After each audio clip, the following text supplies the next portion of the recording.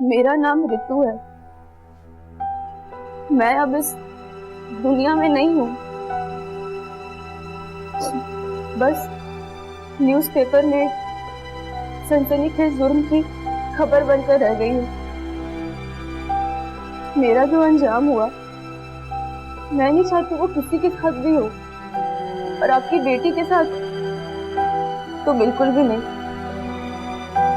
पर मैं तो सिर्फ चाह सकती हूँ, अपनी बेटी की सुरक्षा करना वो आपके हाथों में है, ताकि वो आपकी उम्मीदें और अपने सपने जी सके।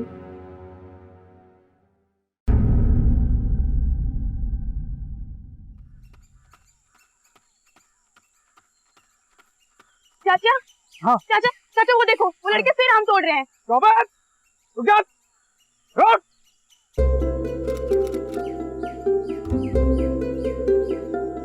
चल चल चल चल चल।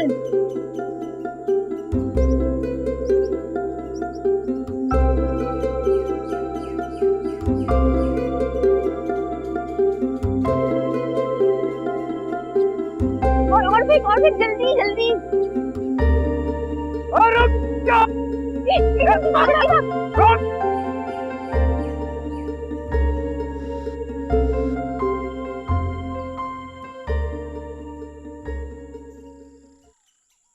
नानी मैं आ गई। अरे वो तो मुझे भी दिख रहा है कि तू आ गई, पर तू गई कहाँ थी? और ये क्या छुपा रही है, बता जरा। नानी वो तूने आज फिर आम चोरी की? नानी चोरी नहीं किए हैं, उगाड़ किए हैं। वो बड़े माली है ना, उन्हीं के बगीचे से। बड़े माली का तो ब्याह हो रहा होगा ना, इसीलिए मुफ्त में बांट रहा है वो आम। अरे बच्ची ने 2 आम खा लिए तो कौन सा आम का बाग सुना हो गया।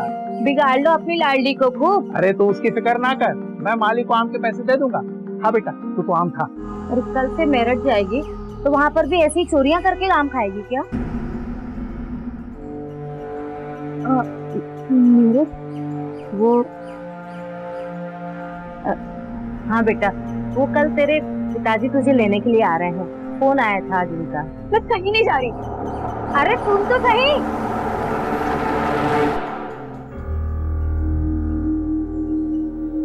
अरे बेटा, आओ आओ, खुश रहो खुश रहो, आओ बैठो।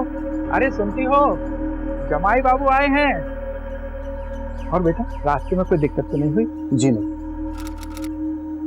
लो बेटा। तबीयत कैसी है आपकी? मेरी तबीयत को क्या होगा, मेरी तबीयत तो रीतू को देखकर ही ठीक हो जाती है।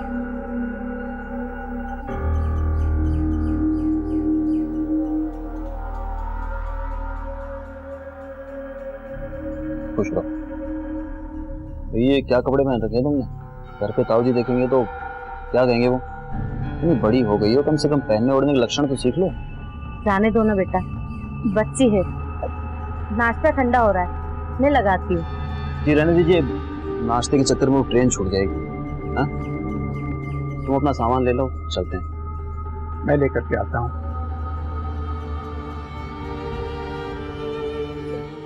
रो क्यों रही है बेटा? तेरी माँ को भी तो तेरी जरूरत है ना। मैं अगली छुट्टियों में तुझे फिर बुला लूंगी। हाँ, अपना ख्याल रखना।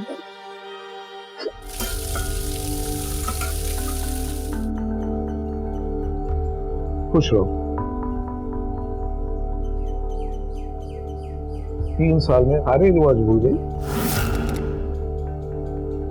प्रणाम करते समय सर पे दुपट्टा होना चाहिए। हाथों में मेहंदी कैसे? वो गांव में बगल में शादी थी तो। बगल में शादी थी ना, तुम्हारी तो नहीं थी। जाओ। कैसी है? अच्छा सुन, नानी कैसी है? नानी भी ठीक है। दीदी दीदी, अरे नेहा, वो कितनी बड़ी हो गई है। दीदी क्या लाई मेरे लिए? मैं तेरे लिए आम लाई हूँ।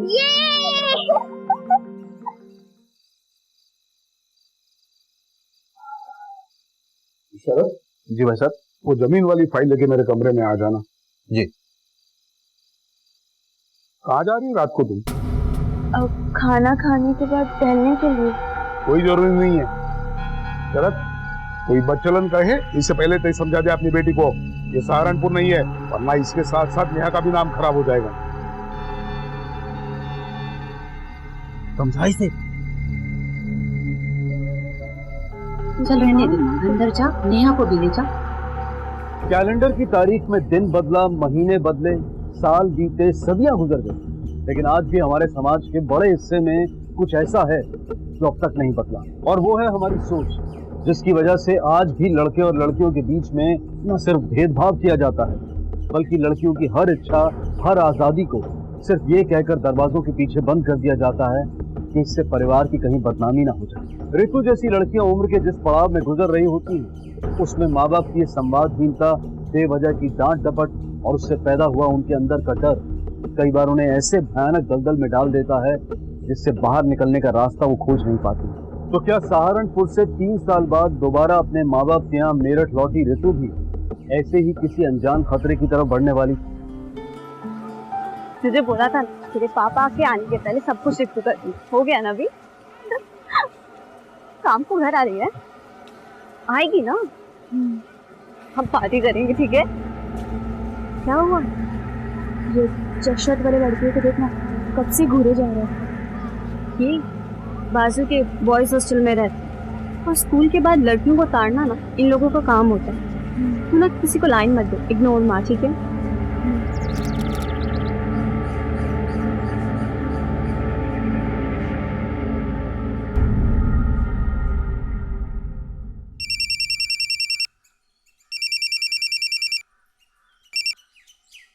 हेलो, क्या?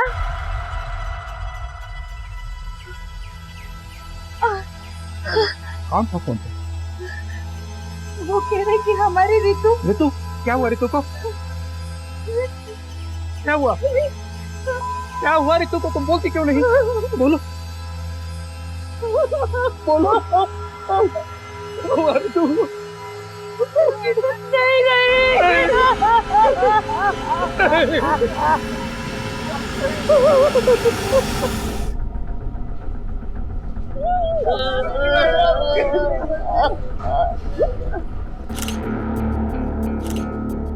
लाश को पोस्टमार्टम के लिए भेजने की तैयारी करो। तो लड़की का स्कूल बैग, इसमें कोई सुसाइड नोट नहीं है। लाश को सबसे पहले किसने देखा था? मैंने देखा था। अंदर आओ। कितने बजे देखा था? सुबह 7 बजे जब क्लासरूम साफ करने आया था तभी। और स्कूल खुलता कितने बजे? 8 बजे साहब।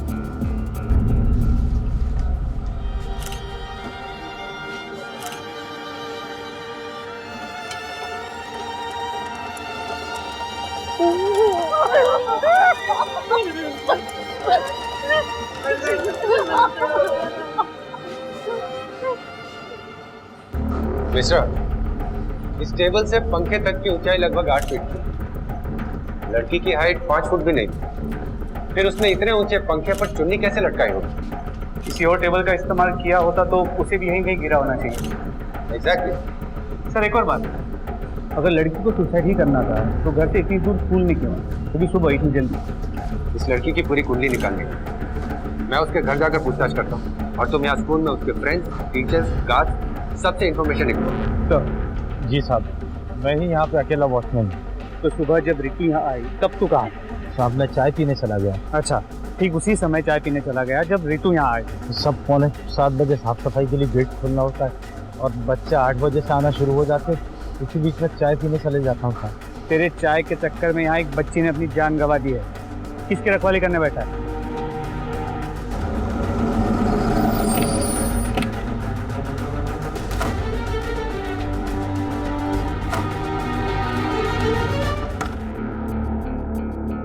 वहाँ देखो, यही रितु का बेड है?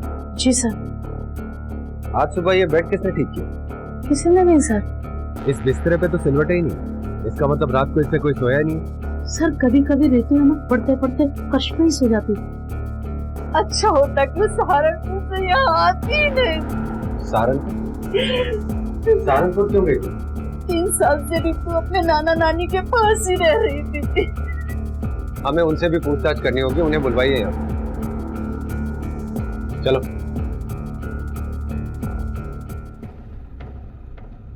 साहब, उस दिन फोन आया था उसका, बहुत परेशान थी वो। हेलो नानी, नानी मुझे यहाँ पे नहीं रहना है, मुझे अपने पास बुला लो ना। क्यों, क्या हुआ बेटा? ये वहाँ पर पापा भी है, मम्मी भी है, नेहा भी है। यहाँ पे सब कोई है, पर मेरा दिल नहीं लगता है यहाँ पे। वही तो बात थी, वो घर में किसी से बोल नहीं पाए। घर में उसकी माँ भी तो थी। और उसके ताऊ जी इतने कड़क है, वो उनके डर से घबरा कर वो किसी से कुछ भी नहीं बोल पाई। आप फिक्र मत कीजिए, सच का पता तो हम लगाए नहीं। कुछ और पूछना हुआ तो आपको दोबारा बुलाएंगे।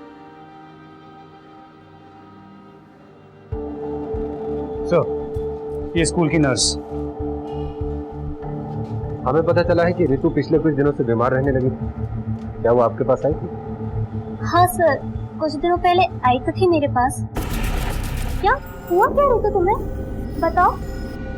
वो कौन सी मेडिसिन चाहिए ऋतु? बस ना, उसने उस दिन कोई प्रॉब्लम बताई और वो उस दिन बिना कुछ मेडिसिन लिए भी चली गई। ऐसी कौन सी मेडिसिन थी?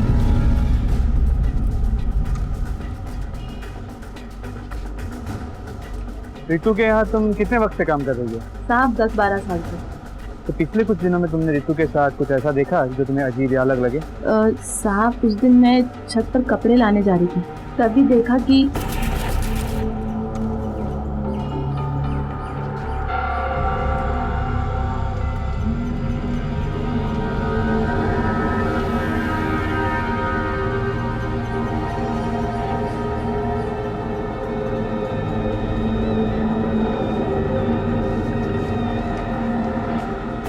तो उन दोनों के बीच कोई चक्कर चल रहा था?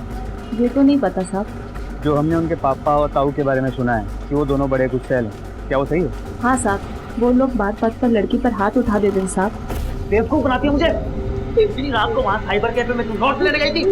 वो ऑनलाइन बोल। चुप। अगर आज के बाद तूने इस घर से बाहर कदम रखा ना तो टांगे काट के रख दूंगा तेरी मैं।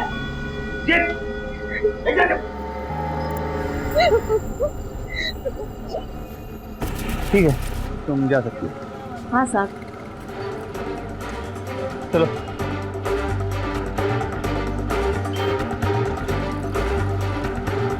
ये फोटो देखो, ये लड़की कभी तुम्हारी दुकान पर आई थी? नहीं सर, ये लड़की तो नहीं आई थी, पर ऐसे ही स्कूल ड्रेस वाली एक लड़की आई थी यहाँ पर। अंकल, प्रेगनेंसी टेस्ट करने वाला किट है आपके पास? Pregnancy kit? दो। सर उसने प्रेगनेंसी किट मांगा था, पर वो स्कूल ड्रेस पहना था तो मुझे थोड़ा अजीब जरूर लगा था। उसका नाम पूछा था तुमने? नहीं सर, नाम तो नहीं पूछा था, पर देखूंगा तो जरूर पहचान लूंगा। ठीक है, अगर जरूरत पड़ेगी तो तुम्हें बुला लूंगा। ठीक है सर। इंस्पेक्टर साहब, ये केस बहुत ही ज्यादा सरप्राइजिंग है। इसकी मौत सुबह फांसी पे लटकने से नहीं हुई, इसकी मौत सवेरे 5:30-6 के आसपास हुई। इसका मतलब डेड बॉडी को पंखे से लटकाया गया था? जी हाँ, और उससे भी ज्यादा चौंकाने वाली बात यह है कि इसकी प्राइवेट पार्ट में किसी चीज से गहरी चोट लगी थी, जिसकी वजह से इसे बहुत ज्यादा इंटरनल ब्लीडिंग हुई और उसी ब्लीडिंग की वजह से इसकी मौत हो गई। तो क्या ऋतु प्रेग्नेंट थी? नहीं, वो प्रेग्नेंट नहीं थी। इसका मतलब ये एक सुसाइड केस नहीं। पहले लड़की को चोट पहुंचाकर उसकी हत्या की गई और फिर सुसाइड का रंग देने के लिए लाश को पंखे से लटका दिया गया। लेकिन अगर ऋतु की मौत सेक्सुअल असॉल्ट से हुई है तो उसकी बॉडी स्कूल के पंखे तक कैसे पहुंची? किसने किया होगा इसे? सवाल है तो जवाब भी जरूर है। लेकिन इस वक्त एक बात क्लियर है, ये सुसाइड केस नहीं है, मर्डर है।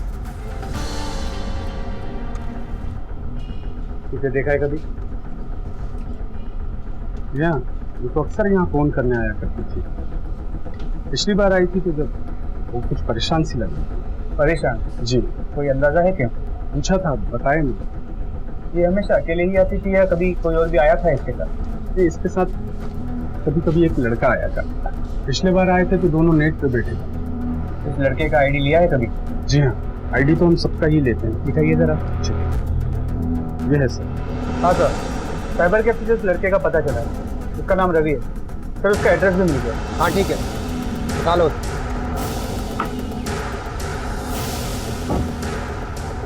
तो तू घूमता था ऋतु के साथ, हाँ? और ये प्रेगनेंसी वाला क्या चक्कर है? प्रेग्नेंट? सर प्रेगनेंसी के बारे में मुझे कुछ भी नहीं पता और हम दोनों तो केवल दोस्त थे। अगर सिर्फ दोस्त था तो उसके घर के इतने चक्कर क्यों काटता था तू? सर वो मुझे उसे आकांक्षा के बारे में कुछ बोलना था। तू आकांक्षा को जानता है? जी सर। कैसे? सर एक्चुअली वो मेरे रूममेट की गर्लफ्रेंड थी और उसने तो मुझे मिलवाया था ऋतु से। ये ऋतु है, मेरी बेस्ट फ्रेंड। ऋतु? तो आकांक्षा की ऐसी कौन सी बात थी जिसे बताने के लिए तुम ऋतु के घर के चक्कर काट रहे थे? सर सब कुछ ठीक चल रहा था मगर एक दिन मुझे आकांक्षा ने फोन करके घर पे बुलाया। हे हाय। अंकल आंटी नहीं है क्या? हाँ, वो एक्चुअली दिल्ली गए हैं और घर पे सिर्फ मैं और ऋतु। ऋतु? हाँ। कहाँ है?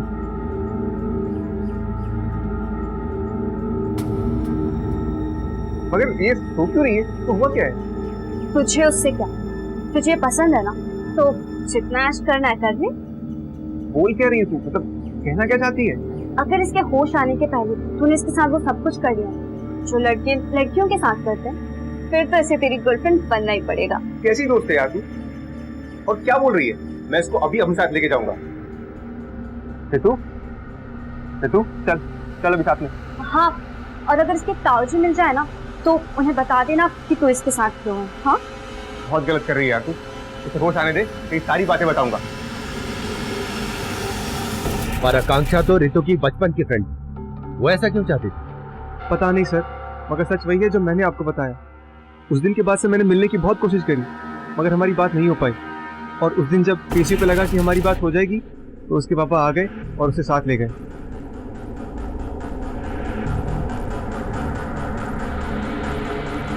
ठीक है, अभी के लिए छोड़ रहा हूँ, लेकिन ये शहर छोड़कर कहीं बाहर मत जाना। जी सर। और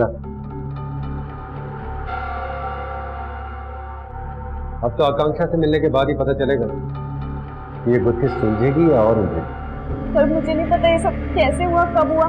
सर प्लीज मुझे मेरे पापा से मिलने दीजिए। सर मुझे नहीं पता ये सब कैसे हुआ। सर प्लीज मुझे पापा जी से मिलने दीजिए प्लीज।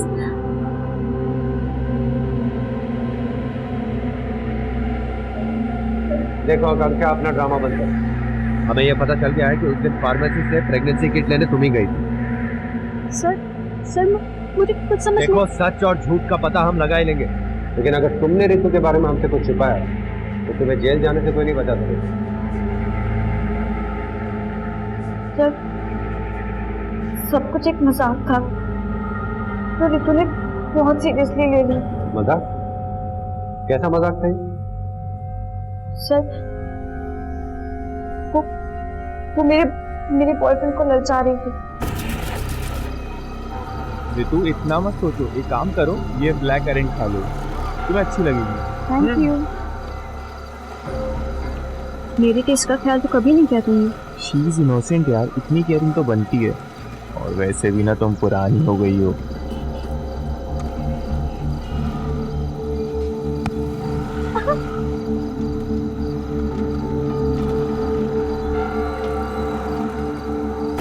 ऐसे एक बार कई बार फिर मुझे उससे जलन होने लगी। जो देखो वो उसके आगे पीछे इनोसेंट करके घूमने लगा। मेरा बॉयफ्रेंड तो जैसे उसका बॉडीगार्ड बन गया था। फिर मैंने एक दूसरे लड़के से अफेयर शुरू कर दिया। फिर एक दिन साइबर कैफे में मैं जब अपने नए बॉयफ्रेंड के साथ थी तभी ऋतु वहाँ आई।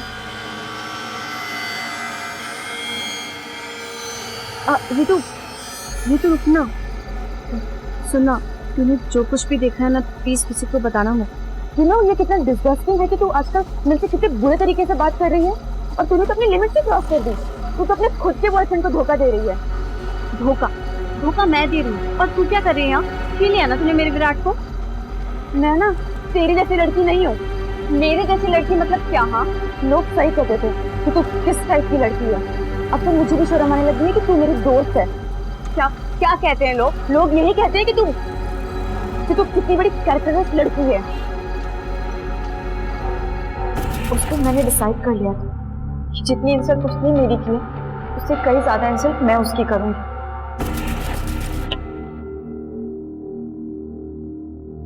क्यों बुलाया मुझे यहाँ पे? वो सॉरी बोलने के लिए। मैं कुछ ज्यादा ही बोल गई थी। आई एम सॉरी, माफ कर दे। सॉरी। हाँ अब ठीक है। चल अंदर आ। मैं गुस्से गुस्से में कुछ ज्यादा ही बोल गई थी, कितना ओवर रिएक्ट कर रही थी मैं। बैठ। सॉफ्ट ड्रिंक पिएगी? हाँ ठीक है, मैं लेकर आती हूँ। बैठ। हाँ रितु, ये ले। बता, मैंने ना तुझे बहुत मिस किया। अच्छा लेट्स सेलिब्रेट अवर फ्रेंडशिप। तू पिज्जा खाएगी? खाएगी ना? हाँ मैं ऑर्डर करके आती हूँ। ठीक है। तू पी। हाँ हाँ।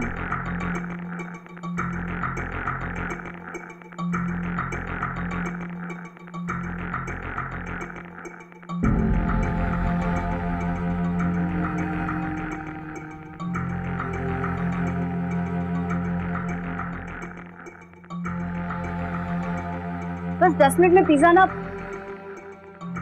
देखो आकांक्षा, ये पता नहीं, ये सर सा बहुत चक्कर आ रहा है। तो एक काम कर, तू लेट जा। हाँ लेट जा। तो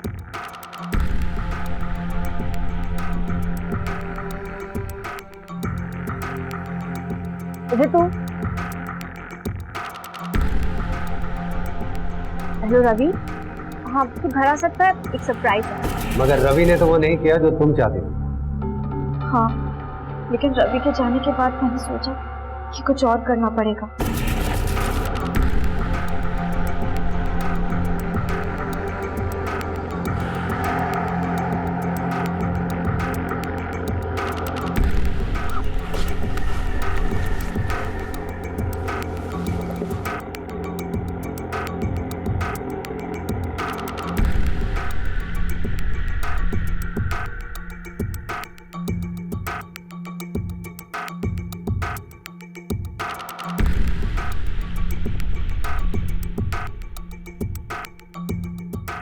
रितु, उठना। क्या हुआ? रितु उठ। रितु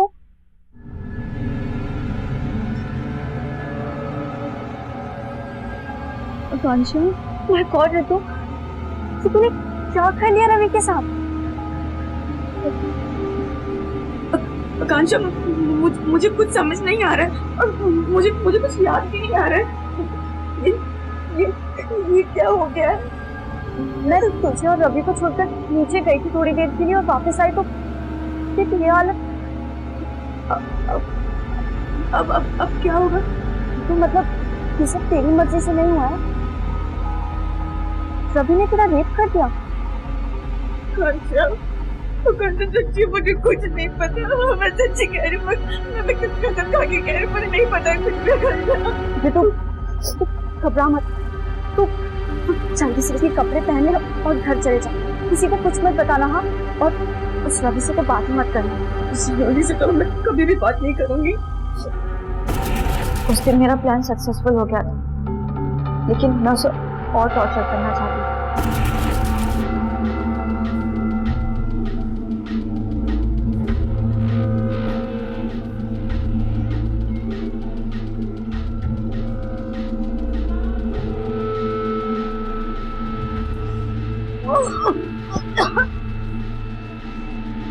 ठीक है आकांक्षा, मैं थोड़ी देर पहले तो ठीक थी। अब ये अचानक मुझे क्या हो रहा है? कहीं तो प्रेग्नेंट तो नहीं हो गई ना? क्या? मैं प्रेग्नेंट कैसे हो सकती हूँ? सब कुछ तो कर लिया उस रवि ने तेरे साथ। एक काम करते हैं, प्रेगनेंसी टेस्ट करते हैं, ठीक है?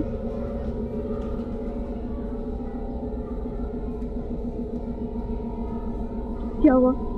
रुकना। सुनना अगर पॉजिटिव आ गया तो? अरे दिमाग मत खराब हो जाएगा। तू एक काम कर, तू जाके बाहर बैठ। अरे जा ना। ठीक है, जल्दी बताना। मैं बता दूंगी, तू जा।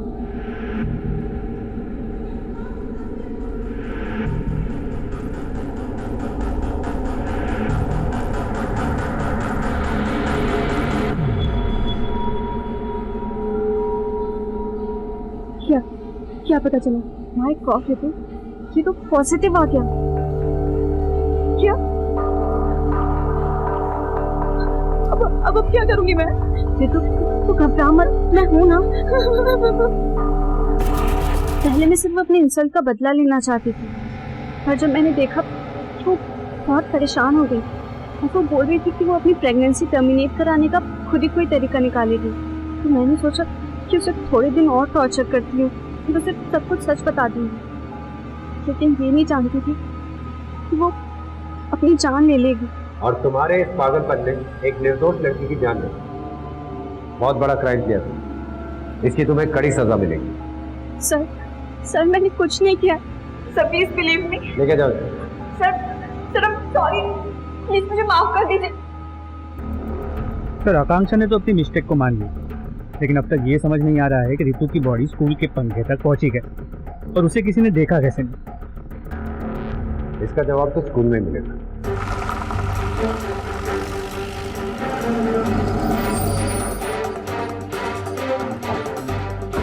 तेरा नाम क्या है?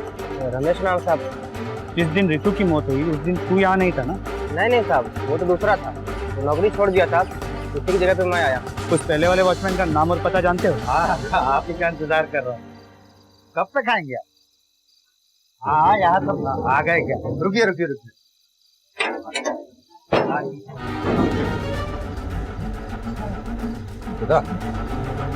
बड़ी महंगी शराब पी रहा, ये नया फोन, नई घड़ी, टीवी, ये सब खरीदने के पैसे कहाँ से? नौकरी की छोड़ी?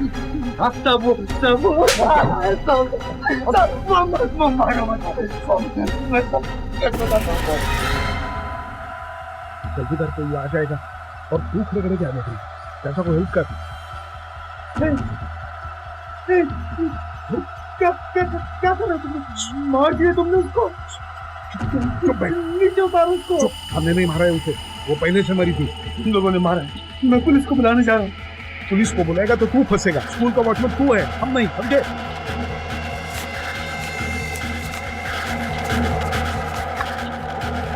आप लोगों ने बहुत बड़ा क्राइम किया।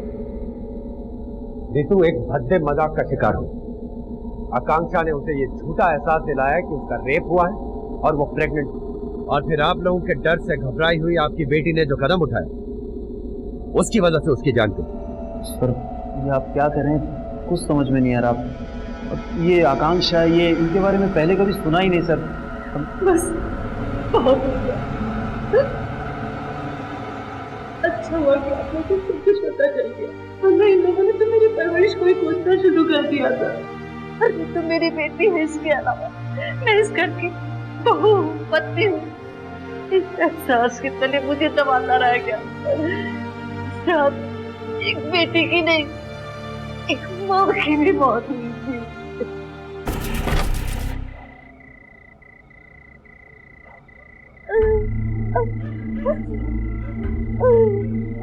रितु, रितु, अरे रितु, रितु दरवाजा तो खोल। रितु, रितु, चलो इसे अस्पताल ले चलो। भाई साहब अस्पताल लेके चलते हैं, देखो कितनी ब्लीडिंग हो गई है, मर जाएगी ये। कौन से अस्पताल ले जाओगे? क्या बोलोगे? लोग थूकेंगे मुंह पर। उनका पुलिस का जुलूस निकालेगी, वो अलग से। थोड़ा दिमाग लगा। तेरी एक बेटी और भी है, उसकी शादी कैसे करोगे? कोई नहीं ले जाएगा तो मैं ले जाऊंगी इसे अस्पताल। चल मेरी बच्ची, आ जा मेरी शरद, बच्ची। संभाल अपनी घरवाली को। ये इस हालत में इस घर के टोकट से बाहर गई तो इज्जत के चिथड़े उड़ जाएंगे। मर जाने दो इधर ही इसे। अरे ऐसे कैसे मरने दो? तुम्हें समझ नहीं आ रहा मैं क्या कह रही हूँ? ले चलो इसे अस्पताल। क्या करे देख रहे हो? ले चलो, मर जाएगी मेरी बच्ची। तुम तो देख रहे हो मैं क्या कह रही हूँ? भाई साहब ठीक कह रहे हैं।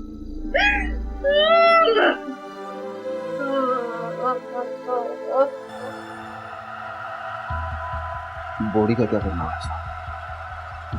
इसे स्कूल ले चलते हैं, या कुछ और बाकी लेते हैं। मेडिकल एग्जामिनर के अनुसार रितु ने खुद अपना अबॉर्शन करने की कोशिश। शायद उसने ये तरीका इंटरनेट से सीखा और वो ये करते वक्त कुछ गलती कर बैठी। वो 45 मिनट दर्द से तड़पती रही और आप लोग तो मरता हुआ देखते रहे।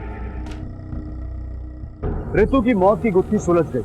रितु के परिवार वालों पर पुलिस को गुमराह करने और सबूतों के साथ छेड़छाड़ करने के आरोप लगाए गए।